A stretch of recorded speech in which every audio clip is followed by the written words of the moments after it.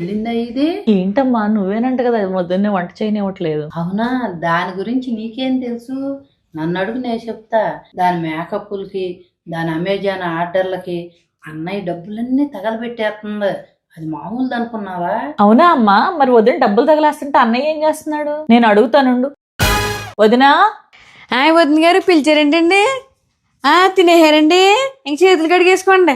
ఎందాక నుంచి తింటానే కూర్చున్నట్టున్నారు పాపం. చేయి కడుక్కోవడం తర్వాత కానీ ఏంటి మా అన్నయ్య డబ్బులన్నీ తగలేస్తున్నావు అంట అమెజాన్ ప్రోడక్ట్లకి మేకప్లకి. ఏంటండి మేకప్లు అమెజాన్ ప్రోడక్ట్లు అండి? వచ్చిందమ్మా అడగడానికి.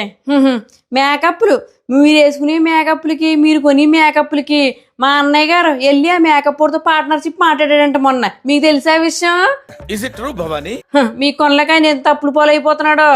ఇంకా అమెజాన్ ప్రోడక్ట్లే. నేను ఇంకా మంచిదని కాబట్టి అమెజాన్ ప్రోడక్ట్ బాక్స్ ఒకటి ఇంట్లో కట్టుకొస్తున్నాను. మీరు డాలాస్ మొత్తం కొనేసి ఇంట్లో పెట్టేస్తున్నారంట. పాపం ఆయన బాక్సులు చూసి నేను ఇంట్లో ఉండాలా, బాక్సులు ఇంట్లో ఉంటాయా అనుకుంటున్నాడు. పిచ్చి మహారాజు పాపం ఎక్కడ ఉన్నారో కానీ అసలు అన్నయ్య గారు మీలాంటి ఆడవాళ్ళు తట్టుకుంటున్నాడంటే మహానుభావుడండి బాబోయ్. ఆయన దండాలు ఎట్టాలి. అన్నయ్య గాండి మీరు తిని చేతులు కడుక్కోండి. నన్ను అడగడానికి వచ్చేయారు పెద్ద వస్తాదులు. వదినేంటమ్మా అలా నూరేసుకుని పడిపోతుంది? ఇప్పుడు అర్థమైంది నువ్వు నన్ను ఎందుకు ఇంటికి పిలవట్లేదా అని. ఏదైనా ఉంటే నువ్వు నీ కోళ్ళలో చూసుకోండి, నన్ను మాత్రం మధ్యలోకి లాగొద్దు. పదమ్మా లేచి చేతులు కడుక్కుందాం ఇద్దరం.